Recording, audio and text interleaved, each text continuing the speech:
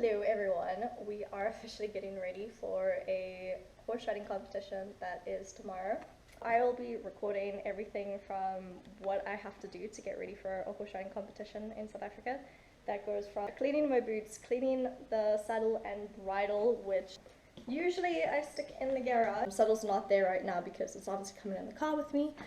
Because, yeah, in South Africa it's not exactly safe to leave your saddle in the tack rooms anymore because I've had 2 or 3 saddles stolen from me. But yeah, so this is my station where I clean all my saddles. I don't know if I'm going to be able to like film this with my GoPro or my Drift or even my phone with the Pivo that I currently have, because yeah, as much great as Pivo is, you still need a cameraman to actually use it because you kind of have to put it outside of the competition arena. Doesn't quite work. I mean, I can film as much as I possibly can at the showgrounds tomorrow and show you basically what my life is going to be like. Otherwise, I have to take my work stuff with me as well because this bright one decided to take a half day during a competition day. Yeah, I'm going to be working in between the classes. It's going to be fun.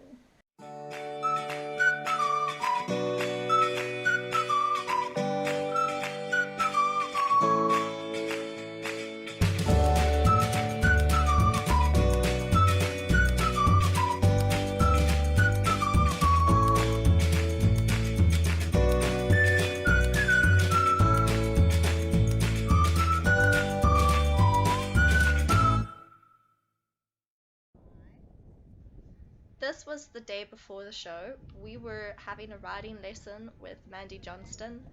It was just jumping over a meter track. Nothing too big. You don't want to overstrain the horse the day before a show. Mandy had a really complicated course for us, lots and lots of turns, which would be quite pivotal for tomorrow.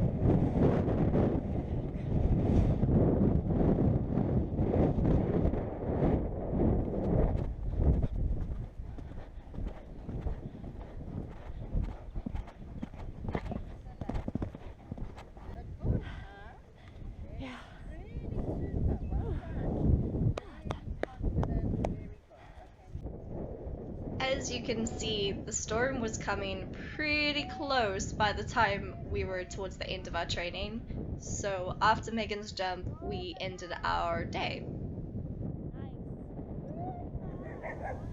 Okay, let's get inside, girls, before lightning strikes. Stop.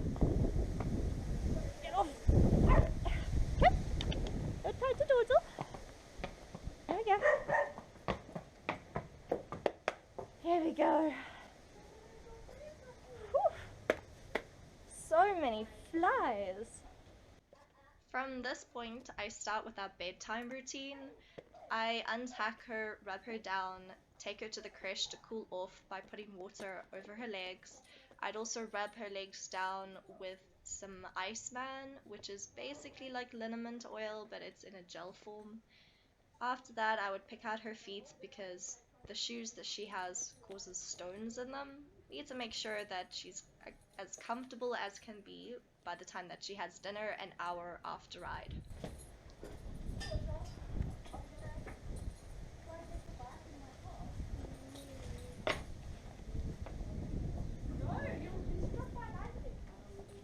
South Africa, we are lucky enough to have stable hands readily available to add to our team. Oh, she was good today. This is Thomas, my stable hand. He comes from Zimbabwe originally, and him and his family moved to South Africa for a better life. There you go. You have to take all your equipment home and get it nice, clean. Good grief. See, we beat the storm. Yay! Yeah, we sure beat the storm.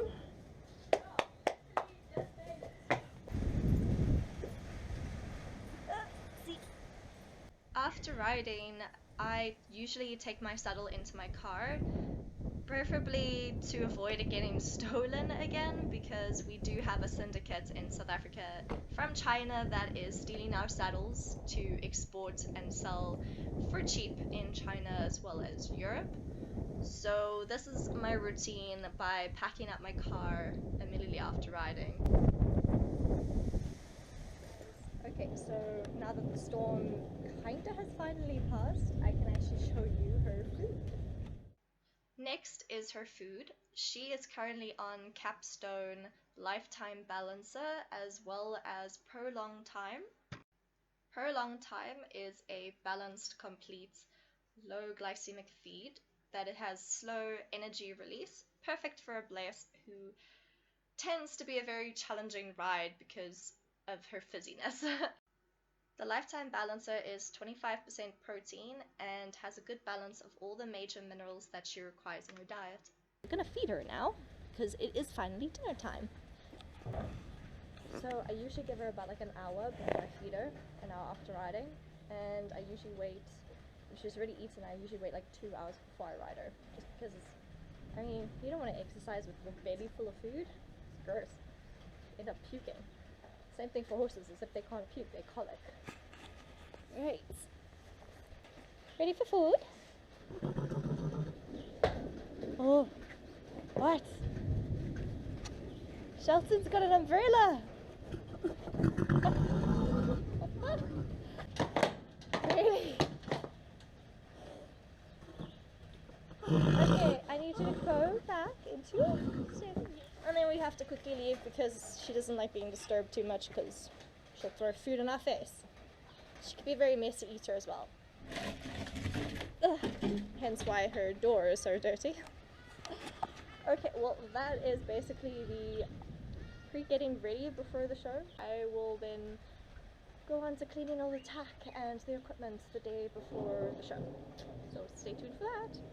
Right, so I'm going to show you my routine of cleaning my equipment literally the night before a horse show. So what I usually like to do after every single ride is I usually give it a leather cleaner just to get all the gunk off and bits and pieces of grass and dirt off of the leather, and then I condition it with the leather oil, which is lanolin and beeswax, just to condition it, keep it supple, also nourish it, make sure it doesn't break up into pieces. But anyway, so those usually are my go-to products that I use. I mainly use my leather cleaner. Now, if you don't have these in your country, which I'm assuming you don't because Smart Equine is probably a South African product, you would have something like Dale's, which is basically glycerine soap. So this is quite old, like I haven't used this in a very long time. Kind of looks pretty cool. But I mostly use my handy leather cleaner, which is basically glycerin soap in a spray bottle. The other thing that you can use is Passia Leather Balm.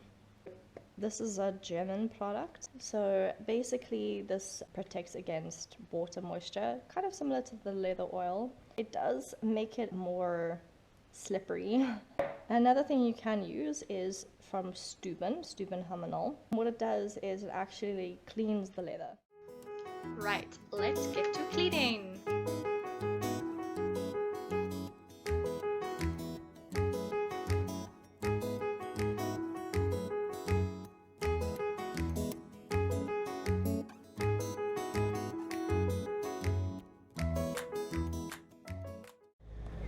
Hey guys, I'm at the showgrounds now. Hope you guys can hear through the moth. Literally took about 20 minutes to get here from home. I've got a long wait till my class, which means that I'm going to be working now because I've got my work stuff with me. To enter into the premises, you actually have to have a QR code, and it has like a whole COVID form to say like what your symptoms are, if you have any, are you waiting a COVID test. Now what they actually require is proof that you've been vaccinated. Companies are now forcing you to get vaccinations, otherwise you're fired, or you can't attend work, you don't get paid. Now it seems like for shows you need to be vaccinated in order to compete.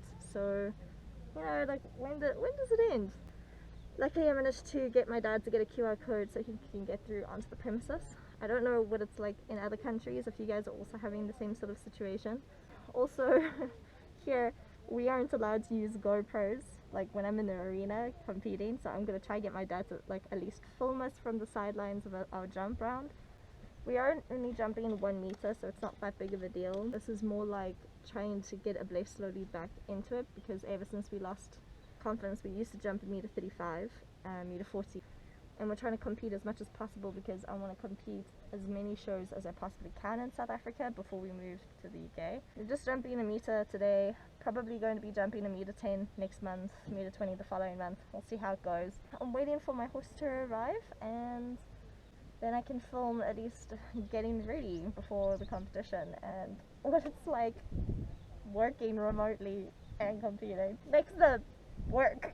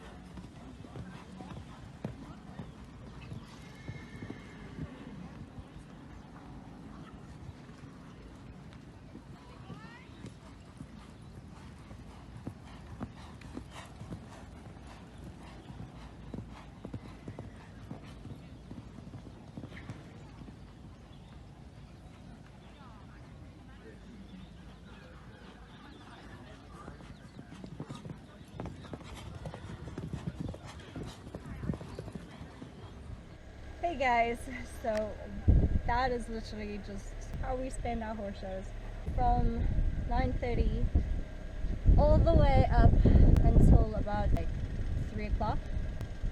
Yeah, 9:30 until 3 I was basically waiting around working on my laptop that I brought here, and you know, sitting in meetings and stuff, because literally like we did an FEI regulated show, so 1 round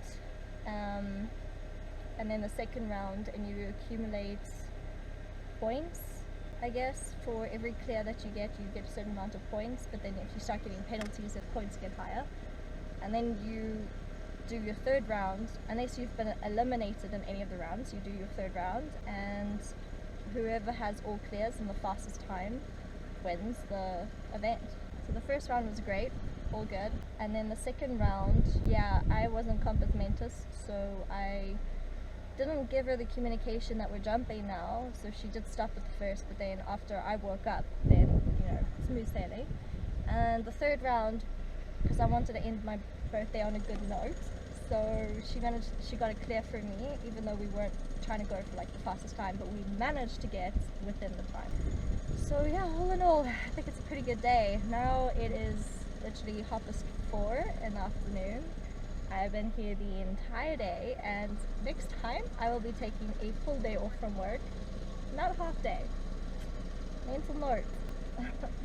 But yeah, thanks guys for watching, and stay tuned for what I usually do after a show.